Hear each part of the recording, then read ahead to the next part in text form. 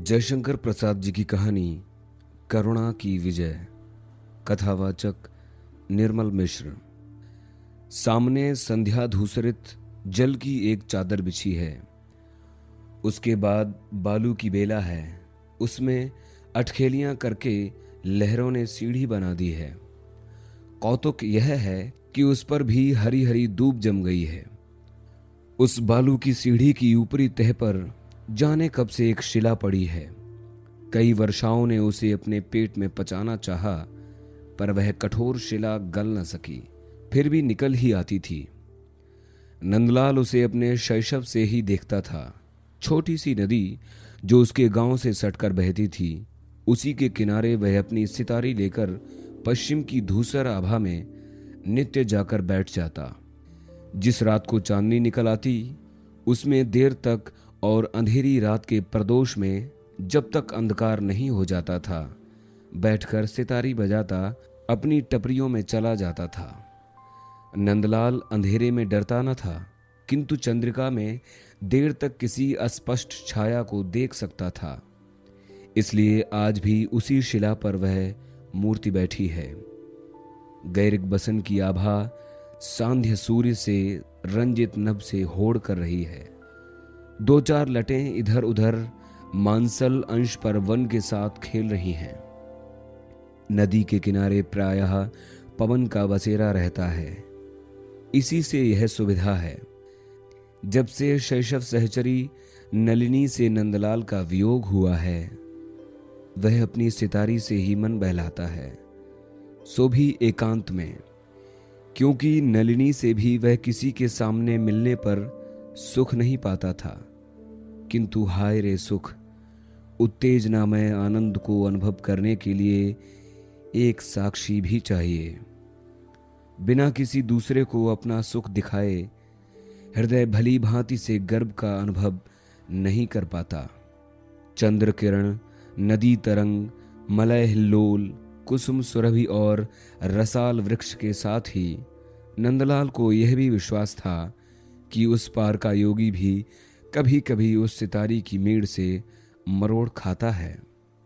लटें उसके कपोल पर ताल देने लगती हैं। चांदनी निखरी थी। आज अपनी सितारी के साथ नंदलाल भी गाने लगा था। वह प्रणय संगीत था। भावुकता और काल्पनिक प्रेम का संभार बड़े बेग से उच्छ्वसित हुआ। अंतःकरण से दबी हुई तरल वृत्ति जो विस्मृत स्वप्न के समान हल्का प्रकाश देती थी, आज न जाने क्यों गैरिक निर्झर की तरह उबल पड़ी। जो वस्तु आज तक मैत्री का सुख चिन्ह थी, जो सरल हृदय का उपहार थी, जो उदारता की कृतज्ञता थी, उसने ज्वाला लालसापूर्ण प्रेम का रूप धारण किया। संगीत चलने लगा। अरे कौन है, मुझे बचाओ। पवन ने उपयुक्त दूत की तरह यह संदेश नंदलाल के कानों तक पहुंचाया। वह व्याकुल होकर सितारी छोड़कर दौड़ा, नदी में फांद पड़ा। उसके कानों में नलिनी का सा स्वर सुनाई पड़ा। नदी छोटी थी, खरस स्रोता थी। नंदलाल हाथ मारता हुआ लहरों को चीर रहा था। उसके बाहुपाश में एक सुकुमार शरीर आ गया। चंद्र किरणों और लहरियों को बातचीत करने का एक आधार मिला। लहरी कहने लगी, अभागे तू इस दुखिया नलिनी को बचाने क्यों आया? इसने तो आज अपने समस्त दुखों का अंत कर दिया था। किरण, क्यों जी, तुम लोगों ने नंदलाल को बहुत दिन तक बीच में बहाकर हल्ला गुल्ला मचाकर बचाया था। लहरी, और तुम ही तो प्रकाश डालकर उसे सचेत कराती रही हो।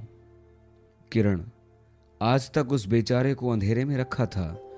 केवल आलोक की कल्पना करके वह अपने आलेख्य पट को उद्भासित कर लेता था।